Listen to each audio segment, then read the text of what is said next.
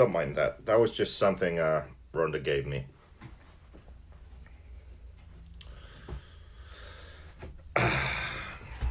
Kevin King, opening strong. Fuck you, JQ, he says. Tony Scarcella, you know what? Tony, never thought I'd say this. Tony is one of those libertarians. I'm really sad that you aren't attending DNC. I wanted you to be there because I wanted a debate. I had some ideas. I wanted to discuss some things with you, but now you're not coming.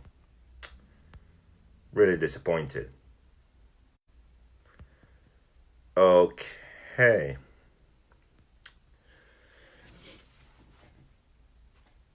I don't know what face that was. Okay, I don't think we're gonna get many people because East Coast is asleep and Europe is asleep. Wait, let me fix my hat. This is a weird angle here. I don't know, this isn't comfortable. We need to figure something out here. Okay, give me a number. I don't think we're gonna have many viewers today. Just not a good time. Not a good time. But it's gonna be a great Facebook Live. You know, I was a bit late. I have a good reason. I went to get my calipers because we're gonna do some work together. We're gonna do the DNC starting setup. I'm gonna go through the setup, fill in the setup sheet, and explain why I made the decisions I did. 69 sounds good because yeah, not much 69 going on here, but I think it's a number that we can achieve. Not that way, but in this live, like, we can achieve 69. And maybe if you share with some people, get your mothers to watch, you know, I think we can do it. Steve Warrington is obviously new around here.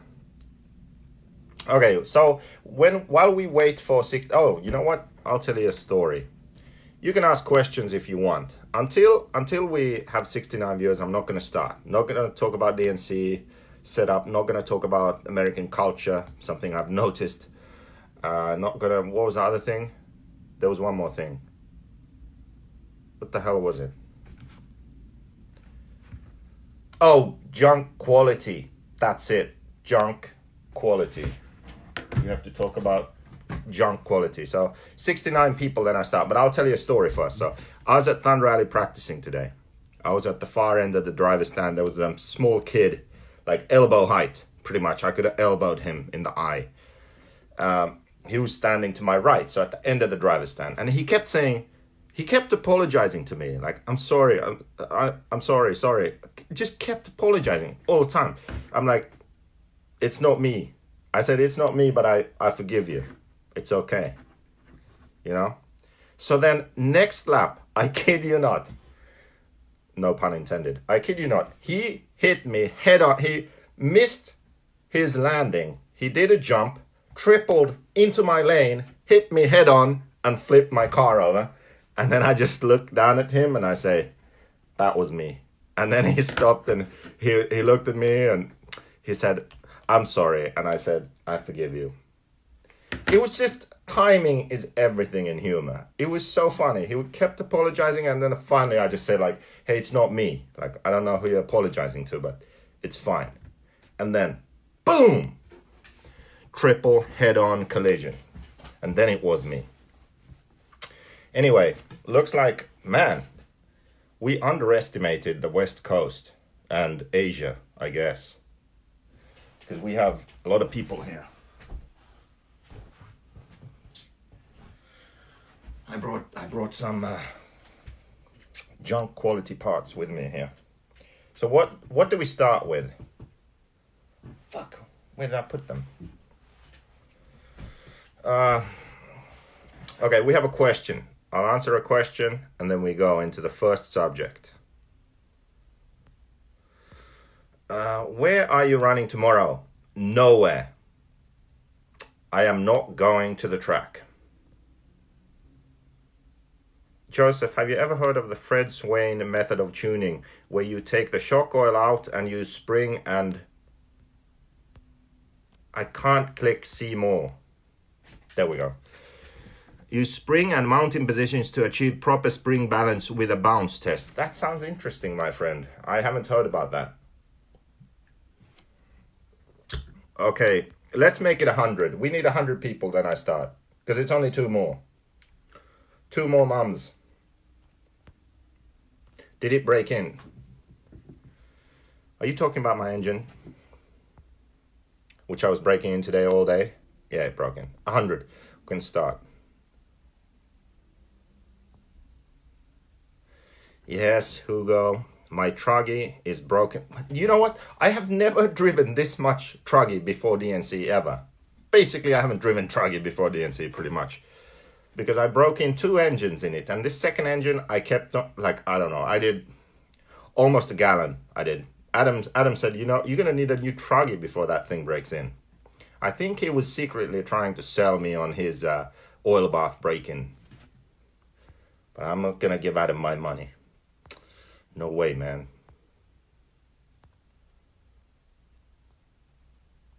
Will Smith says we have to start with American culture. Okay, let's start with this one. This is a good one. So I have a few things which I have noticed while traveling around the world.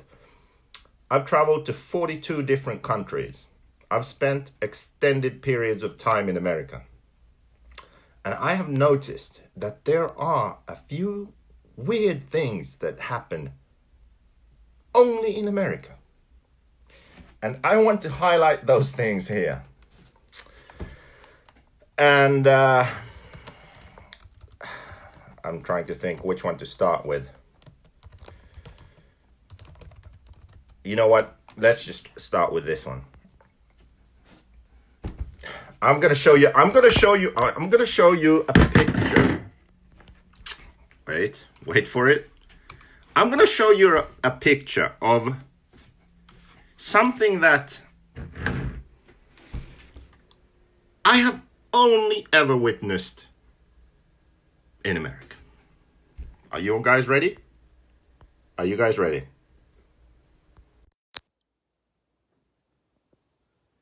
Yep. Grown-ups kissing on the mouth. Not in the gay way either. So apparently that's a thing. The reason why I think this is very strange is that in America, Americans tend to be they tend to be very weird about sexuality and human contact. And especially the female body. Do you remember when Janet Jackson had a bit of a nip slip at the Super Bowl? Actually, this picture, funnily enough, was also from the Super Bowl. So Janet Jackson's nipple was shown. It had this star thing around it, and that was shown on national television. And it threw the whole country a curveball. Like, America was basically shell-shocked. Like, there were so many kids that grew up from that era with twisted minds because they saw that nipple with a star on it. So here's the deal.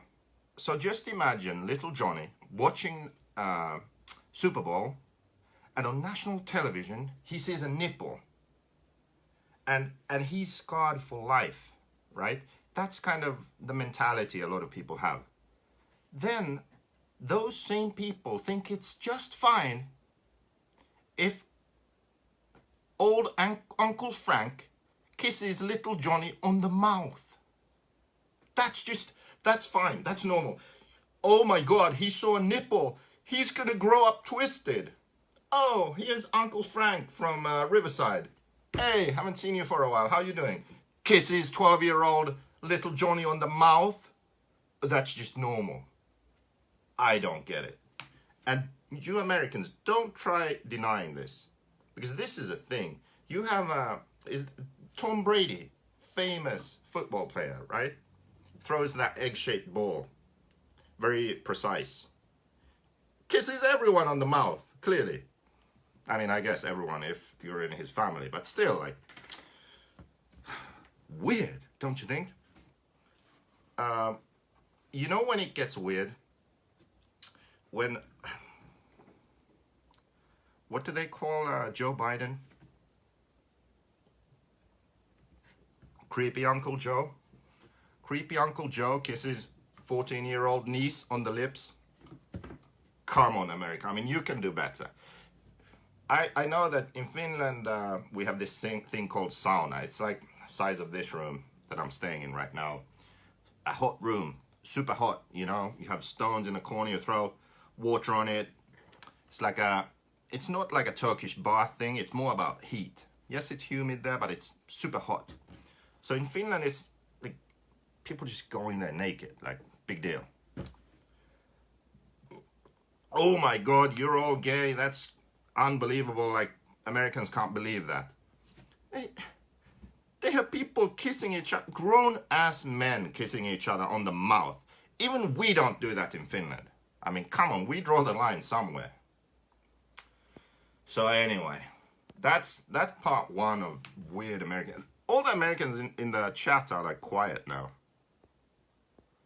Oh, here's Mike Barrett. It's definitely not normal in America. What do you, okay, listen.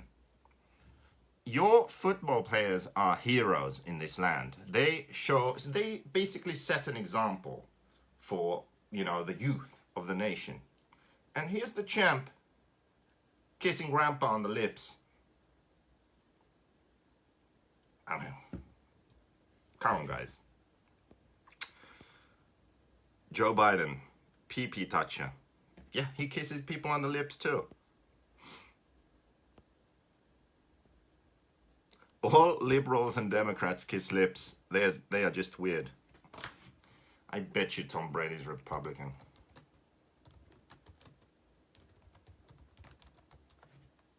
I have no idea, but I just bet you.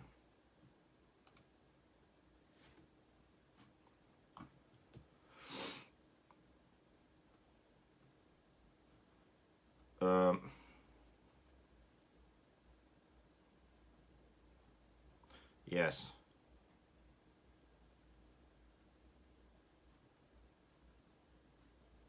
Is this true? Tom Brady endorses Donald Trump? Doesn't sound very liberal to me. Anyway, let's move on. Let's go to junk quality. Let's talk about some junk quality and then give you the real substance at the end here when we go to the DNC setup. Okay? Where to begin? Okay, so I think over in China they have like one big holiday. That's the Chinese New Year. And it happens, it's kind of a different time each year, but always, because it goes by the moon, I think, or whatever, and we go, I don't know. I haven't really looked into it. Anyway, it's always in January or February or something like that and lasts approximately a month. Approximately, because don't really know when the workers get back. Like, you can set a date like the 7th of February. That's when the holiday's over. Well, some people might show up the 10th. Others might show up the 15th or the 20th. Like, it's not so precise over there in China. So, that holiday was coming up. And I don't know if that had an effect on what's been going down, but we've had some issues. Some reports have come in from the field, and I wasn't too happy about them. So yesterday I made the post about my Facebook Live that I was going to talk about some JQ quality issues. And a certain someone who shall remain nameless had a bit of a shit fit. He was like, oh my God, not again. I always clean up after you. You always make a mess and I clean up and everything's going so well and then you screw it up. And I'm like, what are you talking about? Do you think people aren't going to notice? Of course they notice. We tell people these things. You know why? Because we don't want you to go to a race, some big race like DNC or something, and then you have something happen that could have been avoided if you just knew. Okay, we don't want that shit. We don't want you to buy a car and then have some issue that could have been avoided. So that's why we let you know about these things. Anyway, let's go. Let's start with the first one. This is a sort of already during the building stage issue. We had reports of diffs that required different shimming. People asked me, hey, has the shimming changed? I'm like, no, hasn't changed. What are you talking about? Well, I didn't get the diff to work with 2 shims, so I removed the shims and then it worked. I go, okay, I have no idea what you're talking about. Can you send me some pictures? I get sent pictures, I look at them like, those aren't even my diff gears. What are you doing? And then they're like, these came in the kit. Pick up my phone. Quick call to China. What the hell is going on? So, okay, so we've had an issue like this. Really hard to tell in this video, but let's try. The lighting is kind of not good. Well, this gear, you see this gear? This is the wrong gear. It's a darker gray than the correct gear over here. The correct gear is a lighter gray. Also, when you look at them, there isn't actually much of a difference, but the teeth on the wrong gear, when you look side profile, it seems thicker and flatter. The teeth aren't angled that much. The correct one over here, the teeth slope down a lot more, angled more. So that's really the way you just have to do a visual inspection. Now, of course, it's hard if you only have one type of gears. How you're gonna know? Well, I know just because I've been looking at these damn things for a decade, so I know what they look like. So I could just look at a picture and go like, what is that? It's like kind of if you've been married for 10 years. You kind of know what your wife looks like. So if you wake up one day and someone else is sleeping next to you, it's like you don't have to compare her to another woman and be like, okay, yep, that's my wife. No, you just know, hey, this isn't my wife. What the hell is going on? Same thing with these gears. I know what's going on. I understand that you won't. So if you get wrong gears, let's hope you just get one wrong gear and then you can figure it out. I don't know. Maybe you have old ones. Maybe, compare, try, look at pictures. Google, JQB0066. Look at the picture. Compare to your diff gear if you're having issues with shimming. Now, apparently, some people have actually managed to install the wrong gears, just remove a couple of shims behind the big gears and the diffs worked. Well, when I got it, I got a car with the wrong gears. I couldn't get the diff to work, so I don't know. I don't recommend that. Honestly, if you get a car and you build it and the diffs don't work, diffs aren't smooth, contact wherever you bought the car and get the correct gears sent to you. That's what I would do. So that's the diff gears done. This is a recent thing. Now, any cars leaving the factory now should all have the correct gears because they're checking all of them. Otherwise, I'll fly over there and burn the house down. So they should be okay, but obviously there are kits in circulation now with wrong gears. So just remember that. Keep that in mind. Okay, that's the diff gears. Trying to remember what the other one was before I go to the... What was it? Oh shit. This is why I should prepare for these more than what I did. What the hell was it?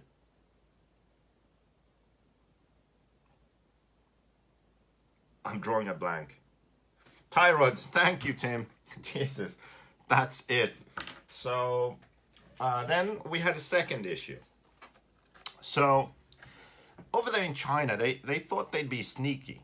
So they made our turnbuckles out of recycled beer cans. Actually, Degani found out. So Degani sent some turnbuckles in to be analyzed. And yep, turns out it's recycled beer cans. So it's really soft. They're really soft. Now, I didn't notice this because I run titanium turnbuckles. But some team drivers, they run the stock shit. And they started complaining. And when people start complaining, I know something's wrong. So once again, figured out turnbuckles were soft. So at this point, honestly, if you're just, you know, running for fun or whatever, club racing, no big deal. Just run them. You know, if they're fine, they won't bend. But you know that, you know, if you get the bad ones, they'll bend. But if you're going to DNC, if you're going to a big race, if you really want to beat your friend and you really care, just switch them out. That's the best way. Seriously. I wouldn't fly across the world to some race and run the stock turnbuckles right now. I wouldn't do that. So just switch them out. Put some titanium on or something from another car. I don't know. So yeah, there's the turnbuckles.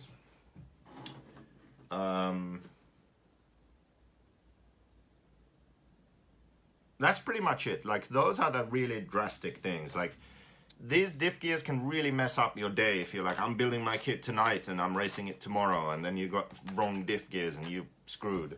Or I'm really gonna beat my friend tomorrow at the big race, and I bend a turnbuckle, you know, in the main, and I lose. Don't do that. Switch them out. Then something just to sort of, just so you know, so you're not like, this isn't normal. I'm just telling you, like, this isn't how it normally is. It's not sort of an issue like the others. This isn't going to stop you from running. This isn't going to stop you from beating your friend or winning a race. It's just something that's not how it normally is. And that's the outdrives. So the outdrives we have right now are softer than normal. They wear out. I didn't actually have a super worn out one. You can't see anything in this shitty lighting anyway. So the outdrives get grooved up here pretty quick. And that's because the heat treatment thing they do to these wasn't up to standard, was it? Too soft. So they just wear out quicker than normal. No big deal. You can't replace them with anything, you know. You just run them. When they wear out, you change them. Now, what does that do? Well, of course, the annoying thing that you have to replace them sooner. But the second thing is, there's one positive thing actually. You have a lot more grip. Seriously. You'll have more, if you run on a smooth, loose track, these are money. Because your car's going to have more traction.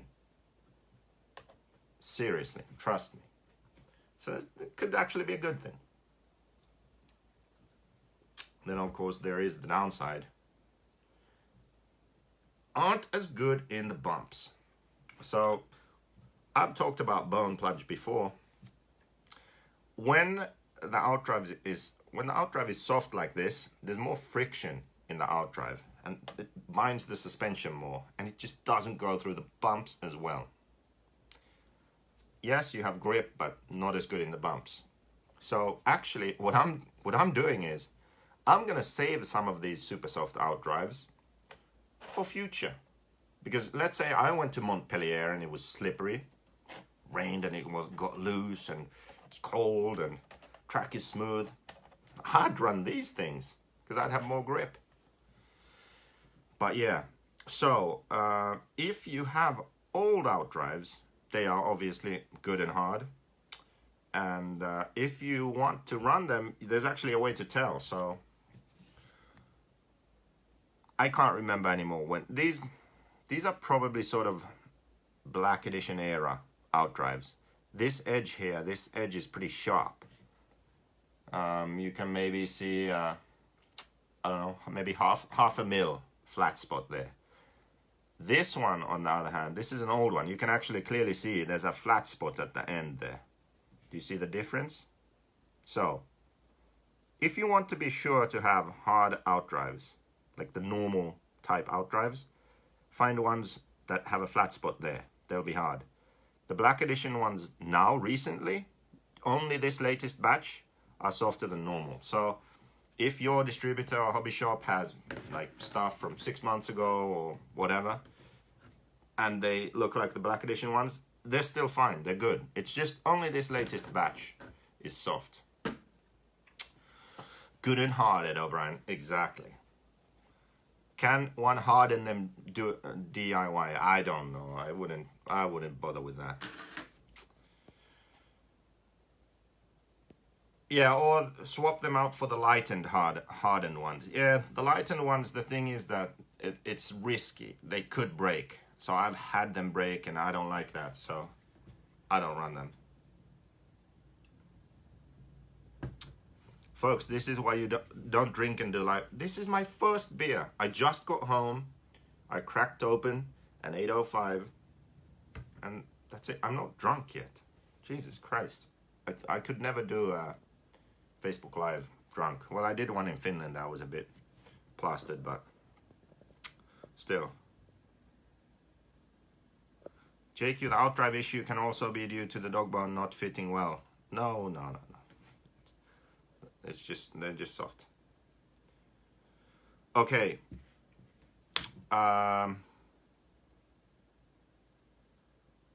So yeah, those were the junk.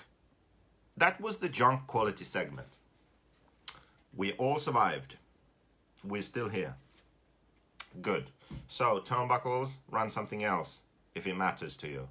Diff gears, be aware. If you got crunchy ass diffs, probably the wrong gear. Let's do the DNC setup. M17.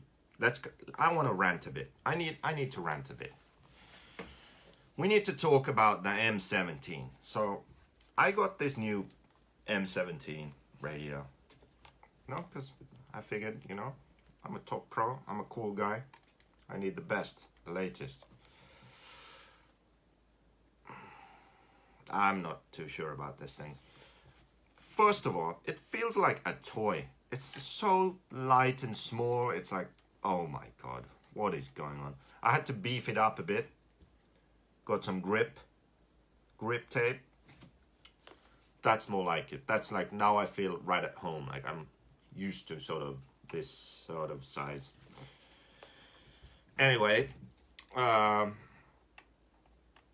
so the feel is okay. I actually I didn't like turning the wheel on the 12, but for some reason I like angling it on this one. I don't know. I could feel like the wheel was higher on the 17 compared to the 12. So somehow like the angling just, I don't know, this feels better. Okay, then we got to the actual using this damn thing. And, okay, first of all, so they made this screen. It's like, yeah, looks like it's a touch screen. And no, it's not. It's not. You've got these stupid things over here. Buttons and arrows. And you use this thing to navigate the menu. Fine. But I don't know who came up with this menu system, but it's ridiculous. I kind of figured it out now. So you have pages. So I built a custom menu. That's what I always do. There's like 26 million different functions in this. 26 million. And you only need 14 of them. That's how these things work.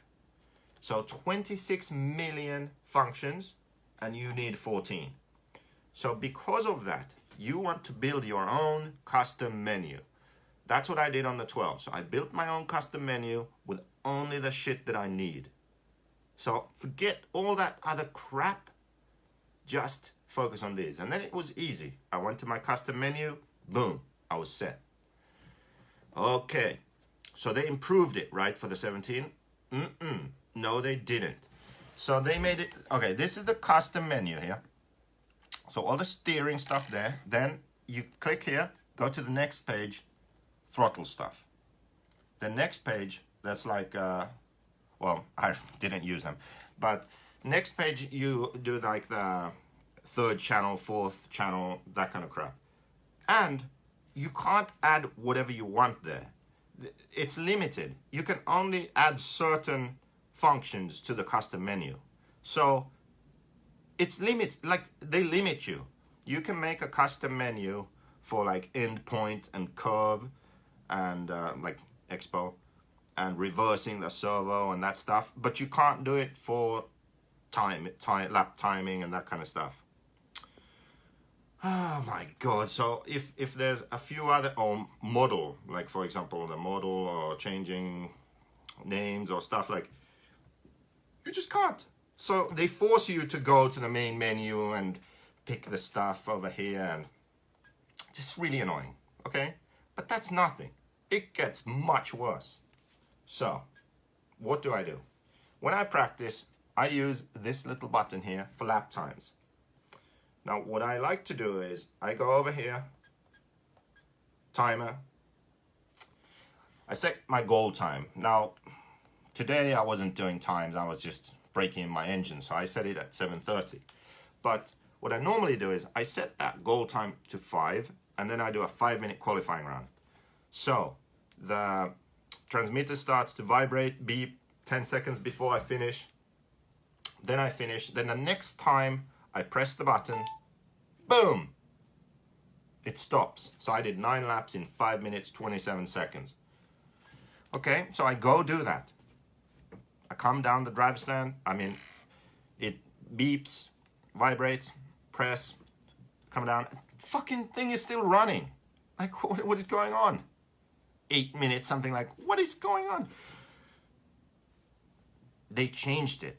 So the timer doesn't stop anymore after you reach your goal time. How stupid is that? If I just wanted the timer to go on forever, I wouldn't use a goal time. The hell is it? Like, these guys are going backwards. So now let's say I'm at a track where it really is like 5 minutes, 27 seconds. Okay, so I can, when I know I'm on a lap and it's beeped and vibrated and my 5 minutes is up, I just press and hold this. Boom, it stops.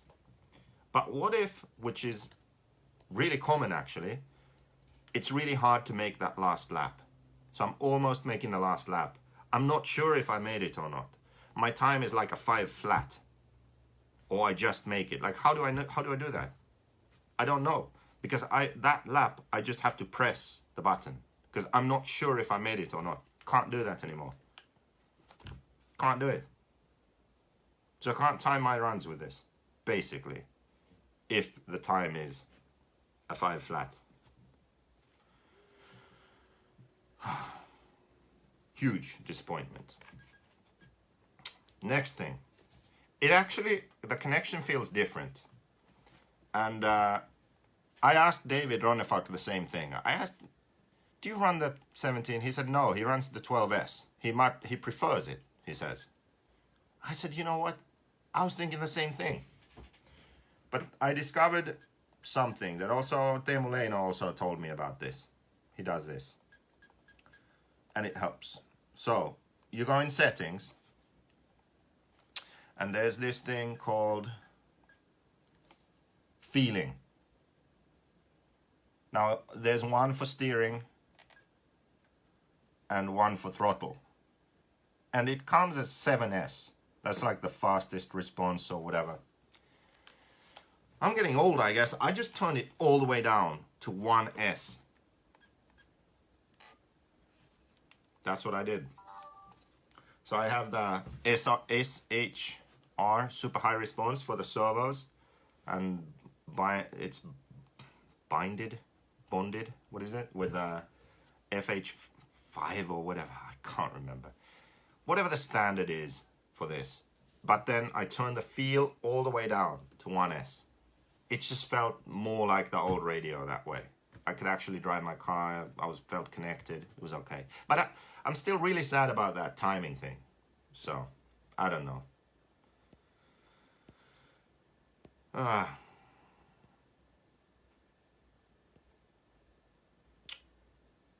People talking about Futaba.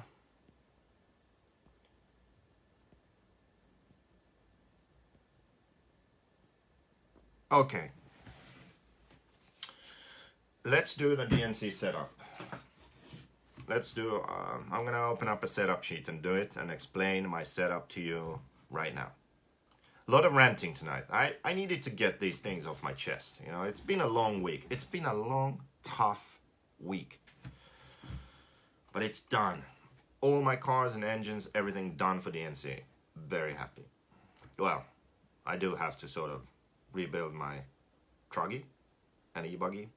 I don't know what diff oils I put in the truggy at Fear Farm 2 years ago for the B main.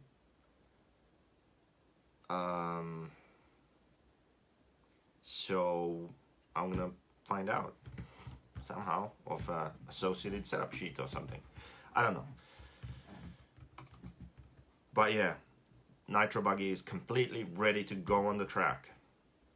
Engines all done. E-Buggy, I don't know. I might change the center diff or something. DNC starts on Wednesday. So yeah, so tomorrow and Tuesday, working, not going to the track.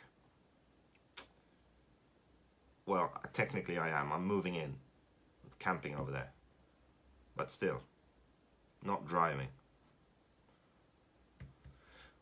Where are my setup sheets?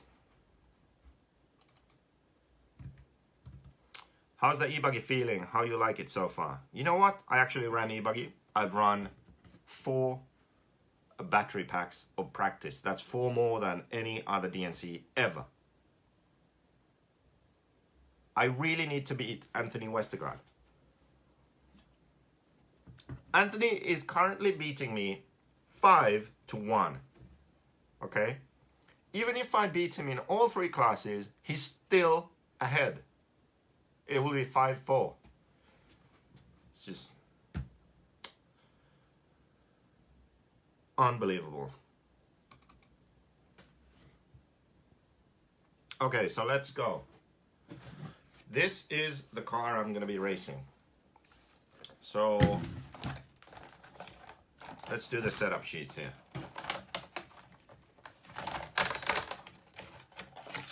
Let's check the option parts first. What option parts am I running?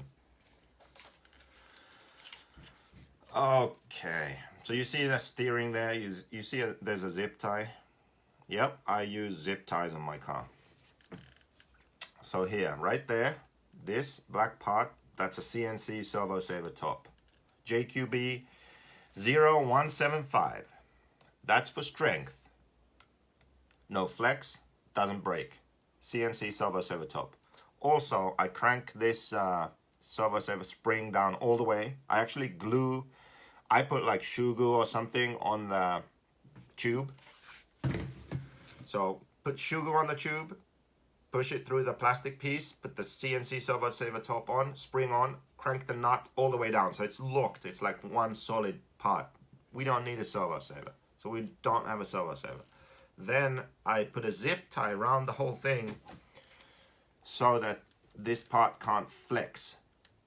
This part can't flex away from the post because it's zip tied in. So it's glued and zip tied and there's no servo saver on this buggy, basically. Yeah, that's what I do. Then, option parts. So, always run CNC steering servo arm. I also run the CNC throttle servo arm. No plastic servo arms here. I run the carbon fiber rear tower. JQB 0422A. That's the one. And I don't run the 2020 option part for the front end. I do sneakily have a not available C-hub, which is an 18 degree 0 kpi C-hub with the longer link hole. Sorry, I guess you have to be really special to have these because they aren't available. I run the 0 incline, 0 kpi knuckle. So it's vertical, no angle to the knuckle. I like this. Standard comes with a few degrees. Can't say how many degrees because Torrance de Guzman from HB wants to know, and I'm not telling. I do run the rear hubs from the new option part set.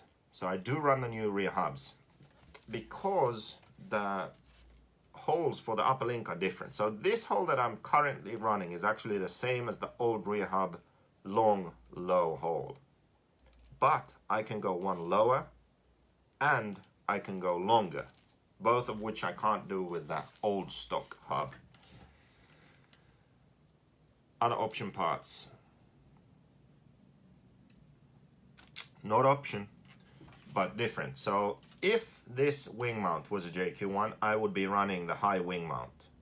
JQB 0197 and 198 to raise the wing. But I'm running the HB tall wing mount, and the reason is that this is lighter than the JQ stock one. And the reason I did that was because I've done a whole lot of other things to make the car light. So all of these gold nuts are aluminium, not aluminum, like Americans who speak baby English say. It's aluminium. Lightweight, obviously. All the silver screws, titanium, orange screws, aluminium. Carbon fiber radio tray, carbon fiber plate here on the center diff, top and side. Titanium turnbuckles. Aluminium gearbox screws, the big screws, flathead so they don't strip. And I actually do have carbon side guards, I haven't put them on yet. So, not many option parts, to be honest. What did we have? The knuckle, 0 kpi, CNC servos over top, well, wing mount's a different one, but I would run that. Run the new rear hub. Screw kit, turnbuckle kit for lightweight. Okay, let's start doing the setup. So where am I going to run the shocks? Let's start with the shocks. I am going to run the shocks one hole out from inside, front and rear. Okay, why do I do that? So what I've found, and this could also be because the car is lighter now. I used to never really like to lay the shocks down, but when I lay the shocks down, the car feels softer. It's more plush. It goes through the bumps nicely. It sort of transitions nicely on the track. I like how it feels. It gives a bit more grip. What I didn't used to like was, let me explain. So I laid the shocks down. I'd have a lot of grip and then suddenly I'd lose all the grip. So if I did it on the rear would swing around. Or maybe when I wanted to go accelerate, the rear would squat too much. So just standing those shocks up made it more stable for me. I like that. But maybe as a result of having all these light parts on the car, I now lay my shocks down one more than I would normally. So bear that in mind. If you don't have light stuff on your car, maybe still run them one in from all the way out, which would be one more stood up than what I'm going to be running. Okay, what about on the arm? On the arm, on the front, I'm running outside. That's like the new standard. I run that everywhere now. On the rear, I run it middle. So the way to get it outside here on the arm is you have to run a longer shock shaft. The JQB 0058 Yellow Edition rear shock shaft. That's the best way to do it. And the reason is that you get the down travel, but you don't sacrifice up travel. So you have a good amount of up travel, which is good because it handles bumps better. Let's say you clip a curb or a pipe. It doesn't want to flip the car as much. So it kind of handles the rough stuff better when you have up travel on the front. So that's the best way to do it. So outside on the arm here, the Yellow Edition rear shock shaft, which is longer. That's what I do there. So rear, yeah, middle, that's standard. I mean, always run middle there. Okay, where do we go next? I'm debating how to do this. Let's just finish all the shock things and then go on to the next thing. Okay. Oil. I am gonna start with 450 in the front, 400 in the rear, and that's CST Ultimate Racing Oils. Oh my god. So this is, I believe this is the same as 32 in the front, 30 in the rear. TLR, for example. That's what I'm going to start with. And no doubt when it gets cold at night, I'm going to go thinner. Am I going to go thicker? I don't know.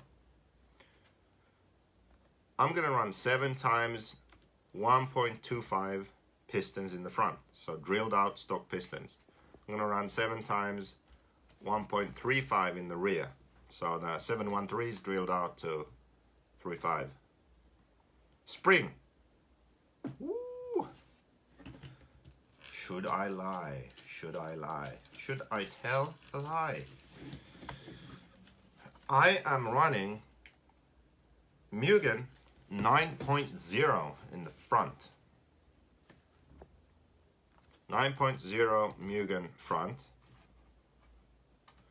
This is why I said, should I lie? So, rear 10.75 Mugen. It's a lie. It pains me, but it's a lie. I'm actually running some developmental JQ Racing springs, which I can't talk to you about. Let's just say it's Mugen 10.75. Okay. Rebound 0. I built the shocks dead, so another option part. Wow, I forgot about these. So I'm running the vented shock caps. Actually, they're a standard issue spare part now, but vented shock caps. So what I do is, when you build the shock, push it like, help me out. Push the ball end up all the way. All the excess air and oil comes out. Tighten the screw. Pump it a few times. Push it in. It should stay.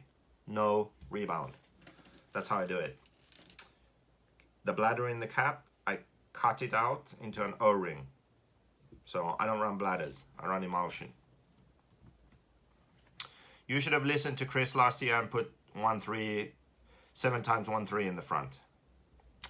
Blah, blah, blah, blah. Sometimes I run those. So yeah, I'm going to click this. I'm running emulsion, not bladder. Shock length. This is actually something new now. So, this is relevant.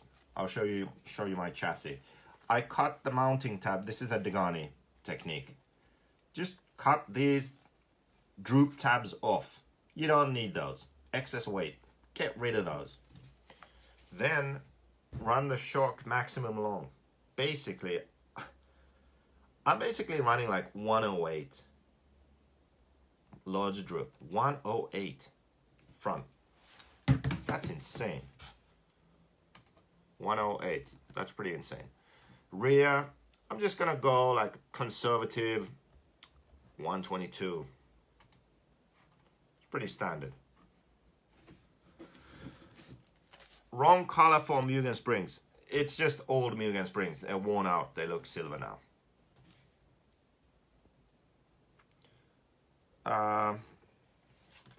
What next? Okay, that's pretty much the shocks. We covered that. That's what I'm starting out with. Let's go by the setup sheet. So upper links, I'm gonna be middle on the tower, and I'm gonna be, what do we do here? So top outer on the hub. So where are we? Middle on the tower.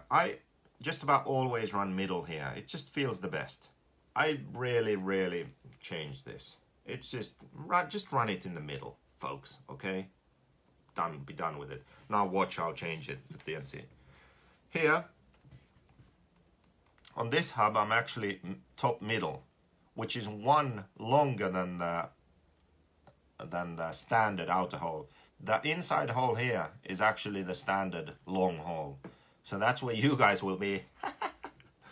And I'll be one longer. Yeah. Now if you run the 2020 angled C-hubs and knuckles to get the ballsy feel, you know, if you like Savoya, if you like balls, then you run those, right? Then you actually can put your link out, just like me. You can go longer. You can go longer with balls. There. What's next? So the length of that link. See? That's why I got these. I was a bit late because I got these. This is how we measure camber at JQ Racing. Don't camber gauges, wheels wobbling all over the place. Don't do that. Look, we do it like this. We measure the distance. You see what I'm doing, people? Do you see? Huh? Is that clear? That's how you measure camber. Okay. 23. I like 23. Might as well measure the steering link while we're at it and talk about that.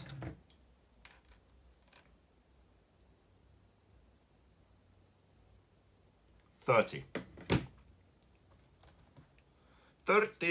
Okay, so what next? Okay, let's look at the steering link. We've got some things to talk about here. So on the inside, I'm running a curved link, curving the link backwards. Now, why would I do that? That's stupid. That's stupid, right? No, it's not, because when I turn, it doesn't hit the sway bar here. So I added sway bar clearance by curving this link back. And outside, I'm actually using a straight link so it doesn't hit the wheel. So, yeah, there you go. And 30 mil. Uh-oh. I see my phone isn't charging. We might lose this. Wait, let me see if I can fix this. You guys still there? Yeah, wait. Yeah, my phone has seen better days. It doesn't like charging. Talk about the bronze colored shock shafts. Yeah, so the factory, they thought they would be clever, and they made some gold colored shock shafts now. Like, they decided to try some different coating, I guess. So we got some gold rear shock shafts now. Let me know how that works out for you guys. Where were we? Okay, steering link. So Ackerman plate, I'm gonna run it in the middle. Now, the reason I run it in the middle is because I run the number 2 plate here. Now, why do I run the number 2 plate here, you may ask? That's because I want the car to rotate in hairpins. So the standard number 1 plate, I would run the link all the way forward. That's the easiest setting. I actually recommend that you guys run the number 1 plate, link all the way forward. But I'm not going to do that. Why? So I think I'm Ron Mayfield and I can handle it. Clearly can't, but you know what I mean. Like, for most guys, seriously, number 1 plate, Greg Degani, 40 plus champ. What does he run? He runs the number 1 plate. Okay? Just run the number 1 plate. I'm just telling you I'm running the number 2 because I'm being honest. Okay? Jesus Christ. I'm running the number 2 plate because it has more rotation in hairpins. It doesn't kind of stall out and push. Just whips around. The bad thing is it's more aggressive off neutral. You know, it makes the car kind of harder to drive if you don't like that. But you know, I can handle it. I'm professional. So I run the number 2 and in the middle. Let's put that in here somehow. Steering arm, number 2. Oh yeah, I have 18 caster. Degani is running 20, by the way, just so you know. Have 0 KPI. Okay. Hexes, that's next. I'm running +1 hexes front and rear. Now why do I do that? Another option part I forgot to mention, JQB 0194. +1 hex, +1 hex. So hex makes the car wider, but also adds offset. Now I'm torn as to which actually makes the bigger difference. I want to say that it's the offset, really, because it affects how the suspension. I don't know, to be honest. I don't know. I don't know. Just +1 hexes just give the car more grip. Okay, let's just leave it at that. You'll have more traction. Now, one thing actually to remember, actually even maybe at this DNC, is if the track gets really high bite, which it won't because they water, but let's say it did. Let's say like all the pumps and hoses break and they run it dry and it gets high grip and bumpy, then the stock hexes might be better, because the stock hexes will actually make the car not catch bumps as much, so it's not as edgy. So the reduced side bite kind of lets the car slide over stuff more. So that's something to keep in mind. If your car feels edgy, the stock hexes are good. Most of the time we run the +1s because we want grip, but on a high grip track, yeah, maybe try the stock ones. Okay, let's do the rear link and then do the ABCD blocks. I am going to run the pretty standard setup here. So middle, you can't really see, but that's the middle long on the aluminium tower. And well, there's only one column in the carbon tower, but that's the middle hole, trust me. And then here, like I said before, this hole is short middle on the new hub, which is the lower longer hole on the old one. That's a really good standard setting. If I change this, okay, let's think, what could I possibly change? Let's say my car's just loose. Like they water the track randomly and it's just a shit show out there, like normal, and my car feels loose. What I could do is, I could lower the whole link. I could lower the inside and the outside. Boom, lower the whole link, and that would give my car more grip. And that's a pretty safe thing to do, I think. So I might do that. Keep that in mind. Opposite could be, let's say it gets really high grip and edgy and it's a high speed track with sweepers. He's building the big track this time. Maybe I would raise my whole link. I could do that too. I could raise the whole link. So yeah, rear link, that's a good way to set the car up. Oh, I almost forgot. Let's measure the camber while we're back there. Let's see what I have here. 28. 28. 28 there. Let's just, since I'm here on the setup sheet, let's do the sway bars. Front, 2.3, standard, industry standard. It's good. It's not, that's not going to be the reason my car sucks if it sucks, okay? So 2.3 is good. It's not too thick, not too thin. You can always run it. It's a safe bet. I like to start here. If I need some more steering, I could try a 2.2. I mean, I really doubt I'll go thicker than 2.3. Rear, 2.6. So one thicker than standard. I don't have a 2.7. I wish I had a 2.7, but we don't, because apparently they can't find 2.7 material. I don't know what to tell you. So 2.6, I run that. The reason is, with the 2.5, what I find is when I want to exit a corner, I want to get on the throttle and accelerate, I don't like it when the car kind of wants to squat on that rear tire. I don't like that. I want it to just square up and go. And this 2.6 does that. Now, if it's a shit show out there and it's super loose, like rear end is all over the place and can't really get on the power anyway, I might go down to a 2.5 because that really gives the rear end more grip. It's softer, rolls more, gives it grip. I would like to see you run Triton engines. Have you heard of them? Yes, I have, and no, I won't run them. Sorry. Okay, sway bars. So I said 2.3 front, 2.5 rear. What am I saying? 2.6. What's in this thing? Oh, there's alcohol in there. Well, that explains it. Down travel.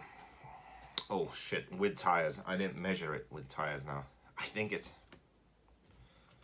I'm gonna have to check that later. But the shock lengths I already put there. Let's do ride height now. Let's do ride height before we move on to the ABCD blocks. Okay. What am I gonna start with? I know. This is what I'm gonna do. I'm gonna start with 25 in the front. 25. 27 in the rear. You know why? Because I feel like it. Yeah. Okay, front I would run like anywhere from 24 to 27. Front. Rear I would run 27, 28 typically. That's really the sweet spot. Now, why did I do this? I kind of like running the ride height like that because the front, when you drive around the track, tends to stay pretty high on this car. And when you set the ride height low like that, I just like how it feels. It doesn't feel so high all the time. Not afraid of flipping over or stuff. Like it's been good. It's been good to me. So 25 front, 27 rear. That's what we're starting with, ride height wise. Now we're gonna do the ABCD blocks. Inserts.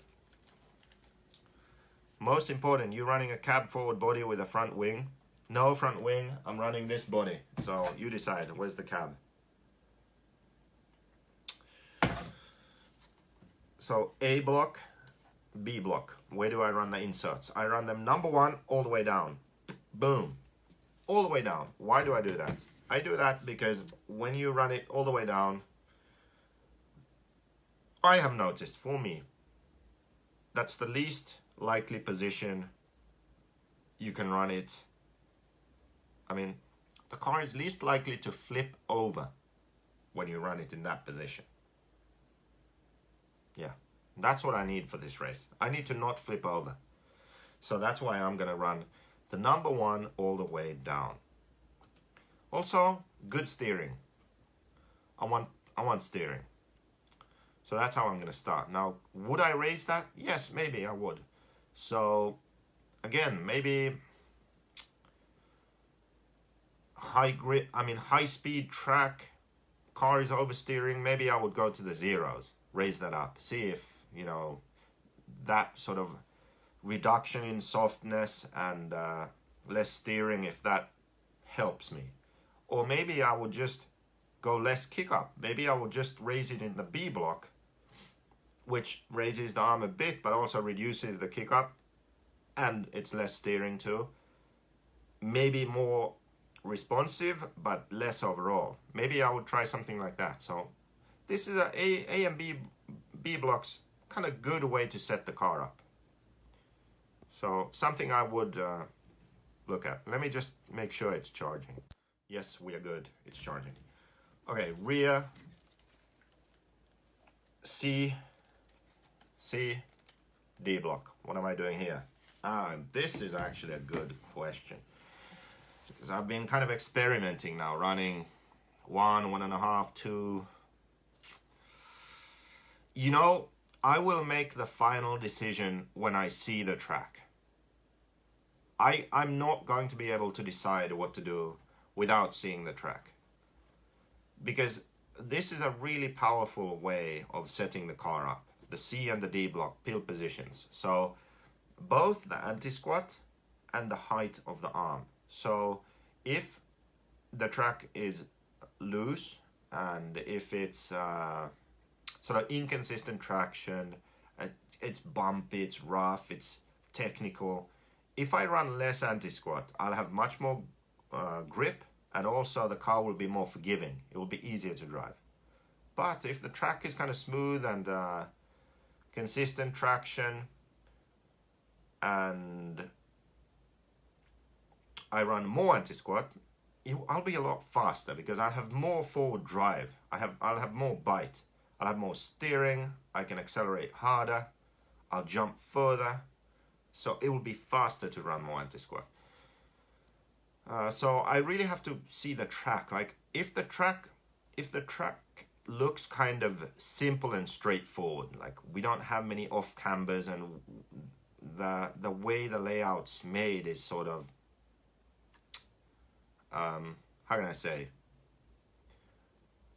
like straightforward, where when you accelerate, you're just accelerating on a flat piece of track going straight. Yeah, more anti-squat. But if it's like tricky technical, like off camber, going into a slight left-hander over a single, down into a bomb hole, and if it's all kinds of stuff like that, then less anti-squat, even when the track is new. So I kind of want to see the layout before I decide what anti-squat I'm gonna use. Also then the height. So the arm height is also a really powerful way of setting up the car. Basically, the lower you go with the arm height on the rear, the softer the rear will be, the more grip you will have on a loose track. But then on a high grip track, shit, now my, God, who's in charge of technical stuff here? Where's the technical stuff? My laptop's dying. What was I saying? So lower arm will be more grip on a loose track. Rear will be softer, roll more, all that jazz, all that stuff. Good.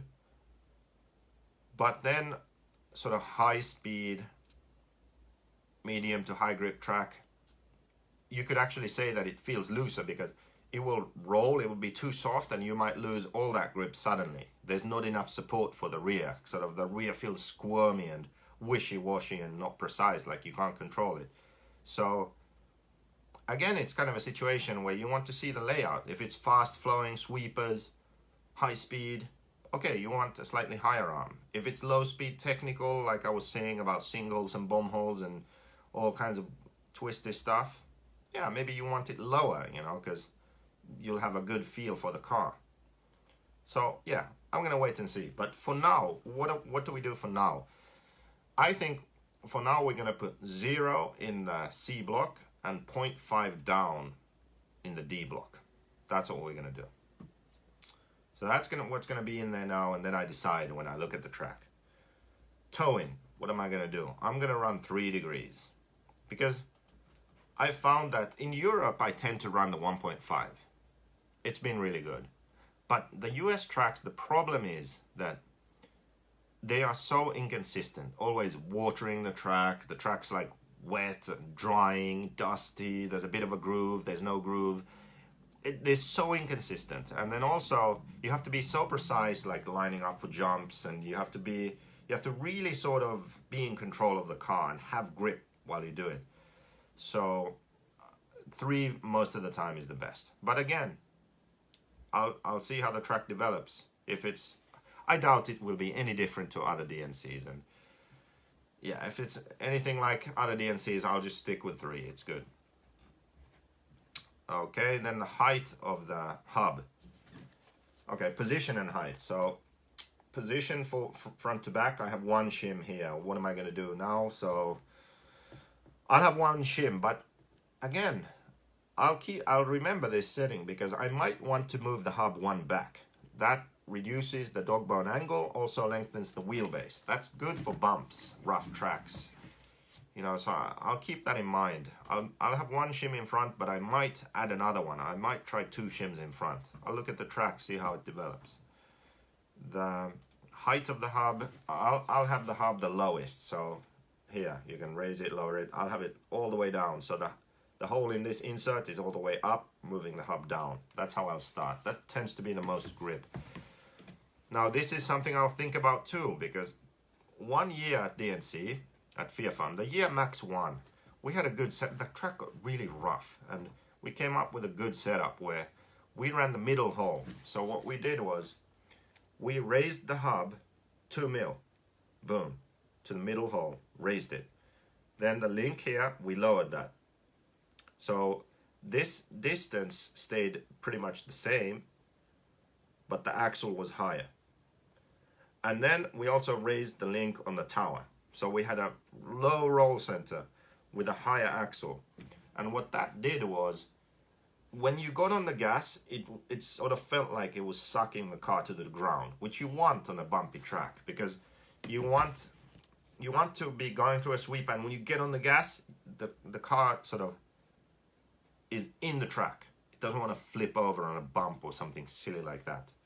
So that's a good feeling. Plus, raising the axle, it reduces side bite a bit. So when you're going through a corner on throttle, car stays sucked to the track and slides over the bumps. That's what you want. So I'll keep that in mind too. Maybe if the layout is such and the track develops in that way, maybe I'll raise the hub at some point in the race. But I'll start this way because this is the most grip, most forward bite, side bite. This is the best setting to start the race with. Okay, long or short arm, long arm obviously. That's the only option on these hubs too. 3mm chassis, engine placement, all the way forward for me. Not necessarily for everyone. I think that something that gets overlooked is I run the engine all the way forward because it's the most aggressive setting. But there are arrows on the top engine mounts. If you run the arrow back engine forward, that's only 2mm back for the engine. That could actually feel better for you. That's something that you should maybe try because it really makes the car feel sort of heavier and more stable. Slows everything down just a bit. So maybe try that. Yes, you have a bit more, less rotation, less steering in hairpins, which I want because that's where I feel I lose time. But yeah, maybe worth a try for some people. Front axle height, good one, Will. So these new hubs, they actually have, it's not on the sheet. They have a height adjustment. That's a really good point because at DNC, maybe in an act of desperation, I would raise this axle. Or maybe I should do it sooner. Because if you raise this axle, it's like the rear, like I was saying, like it doesn't want to catch the bumps as much. It will slide over more. So edgy track, raise the axle. So there's a thick and a thin bushing. So the thin bushing would go up here and thick one down there. That might be something worth trying. And maybe it would track through the bumps better, not catch them. Yeah. But I'm starting in the stock position. This is a stock position with the axle down. Okay. What else? Okay, well, this kind of depends on. See, the bump steer situation is up to where you run your links and what knuckles you run and all that stuff. It's something that you adjust based on the rest of your setup. And the idea is that when you move the suspension, the steering doesn't turn. So the way I have it with what I'm running is both balls are the long side down. So let me just mark that. And then on the inside I have 3mm here. Okay. What else? What else? Diffs. Let's do the diffs. I am going to start with 15 in the front, 12.5 in the center, and 6 in the rear. No.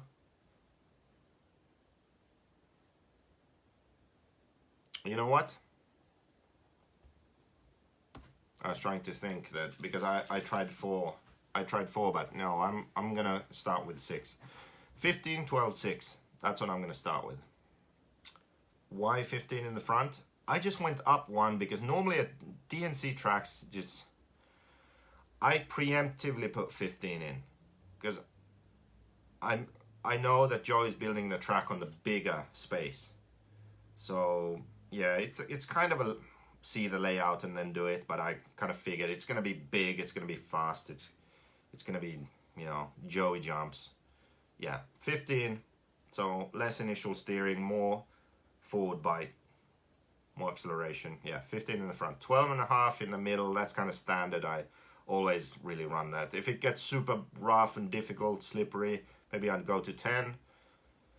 And if it's a freeway, which it isn't gonna be, I would go up on it. So I think I'll just be running 12. And rear, 6.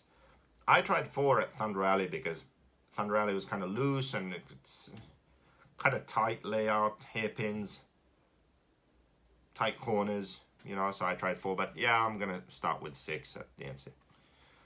Gear ratio, that's a good one. I've been running the 4514s in the gearboxes for a long time. Degani wanted to try the different gearing and I figured I'd try 2. You know, US track, you need acceleration. I feel, or well, we both think, me and Greg, that we kind of lose time accelerating to other cars. And I want to see if changing this gearing, if it makes that up. And having been at Thunder Alley now for a couple of days with this gearing, I think so, yeah. It definitely accelerates harder, which I already know. I still like the feel of the other gearing because it's smooth initially, and then driving around the track, you don't need to pull a lot of trigger to go fast, flow around the track. I like that. But with these OS engines, Ultimate engines these, but OS based, they are already so fast. So I think I can get away with this gearing and still kind of drive my style of driving. I just have more acceleration and then I just drive my style anyway and get around the track. So I'll see how it goes. I think this will be a good choice. So gear ratio I'm running is 43-13 in the front, then 47-13 in the, what am I doing here? 47-13 in the middle. What's going on? 47-13 and then 43-13 in the rear. So engine, I have the M3R with a 21J carb. Jesus Christ, not that crap that comes on it. P3 plug.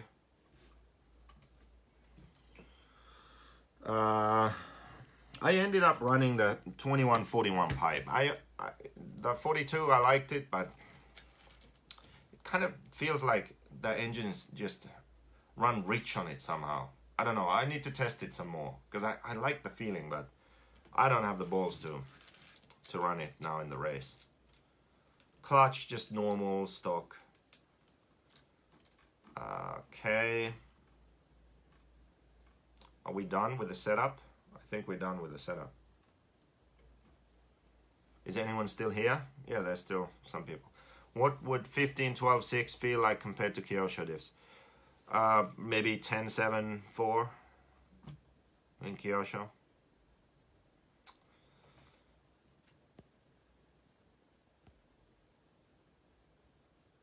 Jonathan, oh God, okay, I'm leaving. I can't handle this one here. I don't know.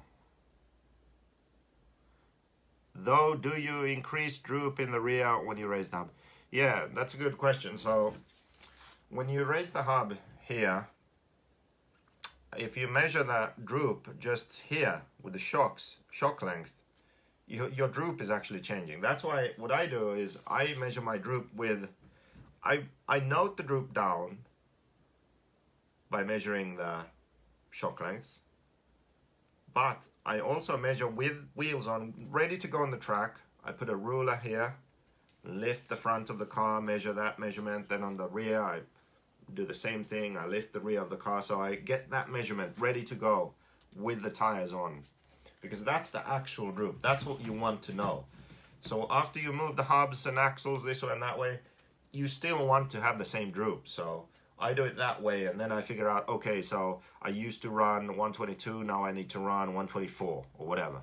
And then you go to 124 in shock length. So yeah, you have to adjust that to keep the same droop. Okay, another good thing here. This is from Bolivia, Brian Bort. Brian, I don't know how to say your name. It's weird. B-O-H-R-T. What kind of name is that? So I glue this servo lead extension, so receiver to here. I glue it to this piece which mounts the switch. I plug in the battery. Let's do it. I plug that in, then I drill a 2mm hole there. So there's only plus, minus, and then one empty slot there. So I drill a hole, and then I use a body clip to secure it. So this is a fail-safe, basically. Like, there's no way this is coming unplugged. I mean, world championships have probably been lost because the receiver battery has become unplugged. Well, it's not going to happen here. There's no way. Foolproof. Such a genius idea. Pull the plug out. I mean, pull the clip out, and then you can unplug it. And, you know, the guy is going to be my mechanic or whoever. I'm going to glue some, I'm going to glue a piece of wire, like servo wire or sensor wire or something here, so he can pull that instead of pulling these wires out. So I'm glue it to the connector there, so he can just yank on that. Yep. What else? Back in the day, you always had to use these rubber grommets with the servos. I don't know really, is it good, is it not good, is it needed these days? But I mean, for the past 1.5 years or so, or whatever, I haven't been running them anymore. Ron de Falk actually, I spoke with him about it, and he said he doesn't run them. He always bolts his servos straight to the radio tray, solid like this. And he says that it makes a real difference in the feel. And I tried it, and he's right. It really does. Especially, like, I especially noticed this. It was an incredible difference. I had plastic servos and rubber grommets in the Philippines, hot weather, flexing. I put these on, and I bolted them straight to the radio tray. Unbelievable. Unbelievable. And then I was like, really? So I put rubber grommets. Then I put them straight to this, and yes, there is a difference. So it's just a more direct feel, like you're more in control. It literally feels faster. It's like you have more steering, you have more everything. And it's precise. So yeah, that's what I've been doing now. So I don't use those rubber grommets anymore, just servos straight to the radio tray. Unless you have any questions, I can't think of anything else. I think I covered the setup pretty well. Oh, well, one more thing. So I'm running, there's 3 different wing options basically. There's the stock JQ one, there's the associated one, and then there's the HB. Now, I have a sneaky suspicion I'll end up running the HB wing. That's because that's the most stable one out of them. The most grip, the most stable. Actually, when I run it, my car tends to jump like that, so I drill holes there. I don't know, maybe, I guess that's why other people do it too. So I drill holes in the back of the wing because of that reason. But it's just so stable, you know, it has a big surface area and bigger big sides. What is that?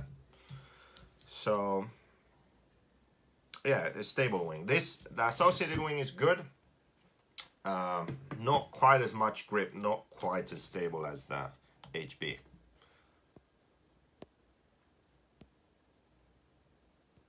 Why are your diff oils so high? So on the JQ car, we tend to run thicker diff oils than on other brands. So let's say if Kyosho guys are running like 773 or something, we'll be running 12-12-6. You know, but the feel is the same on the track or similar. It's because the gears in our diffs, the teeth are slightly smaller than many others. So because of that, we have to run thicker oils. So with the bigger, I mean, let me explain it to you like this. Walk into the sea, or the swimming pool or whatever. And then move your hands like that in the water. Now turn them, move them like that in the water. Which is easier? Do you get it, my friend? Our teeth are that. Other cars' teeth are that. Get it? So we use thicker oil, so there's more resistance. Other cars, thinner oil. They're holding their hands like this. More resistance in the thinner oil. Got that? Okay. Where do you put the ruler in the front? Right there. At the front of the 2 screws. The back of the 2 screws.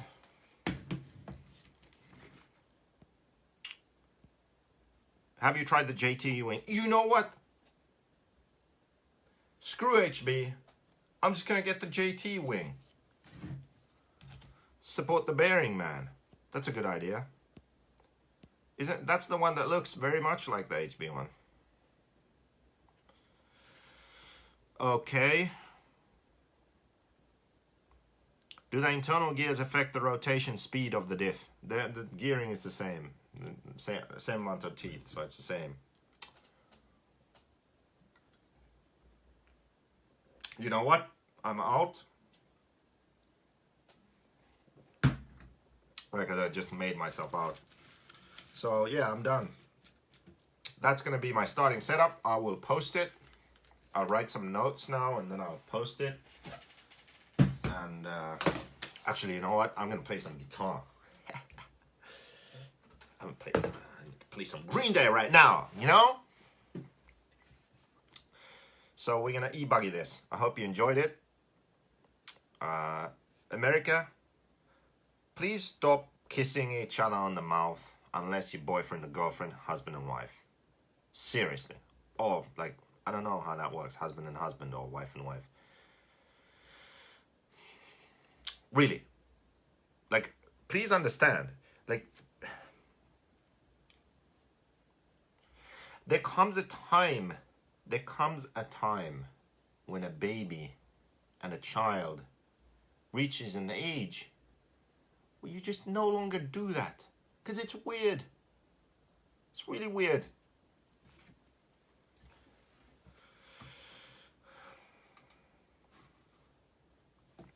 Yeah. E-buggy.